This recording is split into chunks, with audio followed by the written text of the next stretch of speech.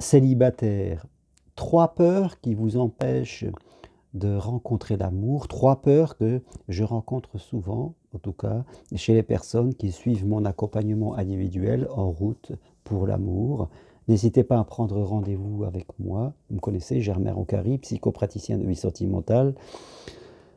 Rendez-vous possible à distance de chez vous, par Skype, par téléphone ou par WhatsApp. Toutes les infos sur mon site germainroncari.com ou sur le texte en bas de cette page. Alors, quelles sont ces 3 peurs que je rencontre souvent?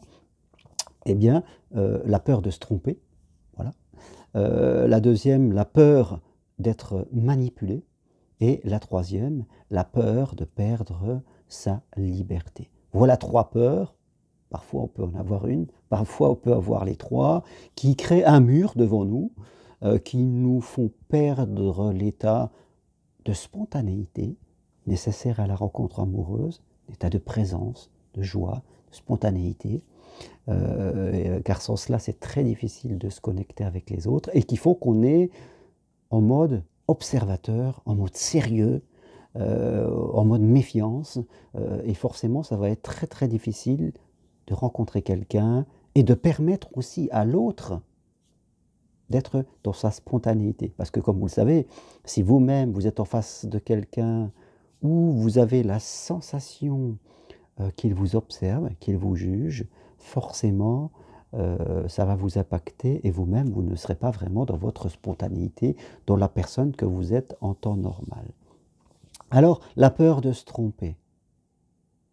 Bien sûr, quand j'accompagne des personnes, on travaille sur leur objectif, sur leur fragilité, sur l'idée de prendre son temps.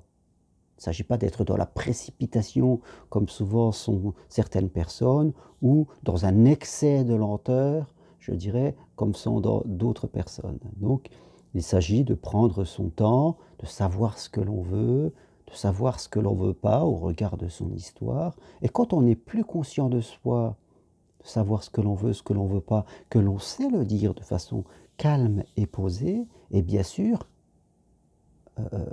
se tromper, la peur de se tromper commence à se réduire. La peur de se tromper, ça serait un petit peu comme être avec une personne depuis des mois, depuis un an et demi, et m'apercevoir à ce moment-là que je me suis trompé. Et je crois que ça ne peut pas arriver si on sait prendre le temps, si on est conscient. Au début de chaque rencontre, il y a tout le temps des signes. L'autre ne correspond jamais à exactement ce que l'on veut. Et quelque part, et c'est normal, on doit se synchroniser. La synchronisation ne se fait pas automatique. Et souvent, c'est par l'expression de ce que l'on veut, de ce que l'on ne veut pas, au travers de la découverte de l'autre, qu'on crée cette synchronisation. Donc, il faut être acteur, et il faut être un communicant libre. Et si nous sommes ainsi, eh bien la peur de se tromper va se réduire.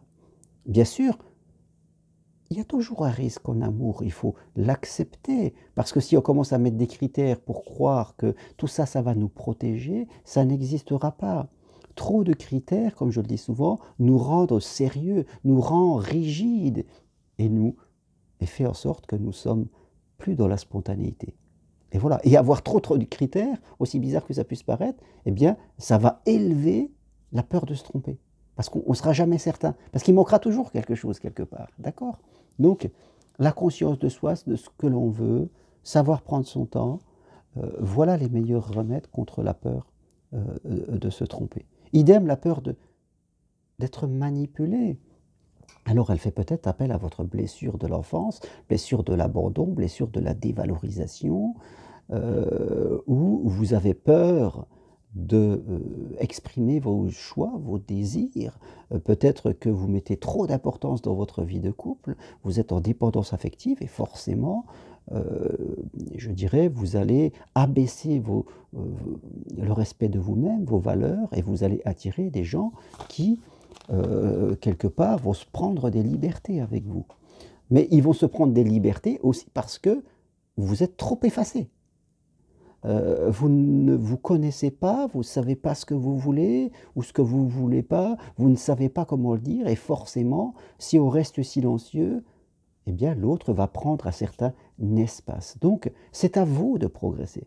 C'est à vous d'apprendre à communiquer pour, je dirais, avoir des relations authentiques avec l'autre. Ça, c'est très important. Tout part de vous. Troisième peur, la peur de perdre sa liberté. Là aussi, ça rejoint les autres peurs. On ne perd pas sa liberté. Et vivre à deux, c'est être plus que si on était seul. Voyez, ça nous amène à une vie encore meilleure que si j'étais seul. Non seulement je vais continuer à faire ce que j'aime, mais je vais en plus faire des choses avec une autre personne. Donc je serai 2 fois plus heureux. Je dirais, c'est du plus sur du plus. C'est pas parce que je suis avec quelqu'un que ça y est, ma passion, quelles que soient vos passions, je ne pourrai plus le faire parce que maintenant, voilà, il y a l'autre et on va s'empêcher d'être nous-mêmes. Non, il y a vous-même, l'autre restera lui-même dans ce qu'il aime, et après, il y a les choses qu'on va rajouter de la vie à deux. Vivre à deux, c'est être libre. Rester tout seul, ce n'est pas être libre pour beaucoup, c'est rester dans la peur. Et quand on est dans la peur, on n'est pas libre. On n'est pas libre dans sa tête, quelque part. Donc, là aussi, c'est très, très important d'intégrer que vivre à deux, c'est être libre. Et il faut fuir toute personne qui viendrait réduire votre capacité à décider, votre libre arbitre, votre capacité à être vous-même. Donc, ces 3 peurs, peur de se tromper, peur d'être manipulé, peur de perdre sa liberté, sont des peurs, je dirais, qui sont souvent très exagérées. Et nous avons toutes les capacités pour faire en sorte qu'elles disparaissent, en tout cas qu'elles soient très petites. Ce sont notre capacité à mieux nous connaître et puis à savoir communiquer. Et si nous avons ça, je peux vous dire que, voilà, là vous êtes prêts.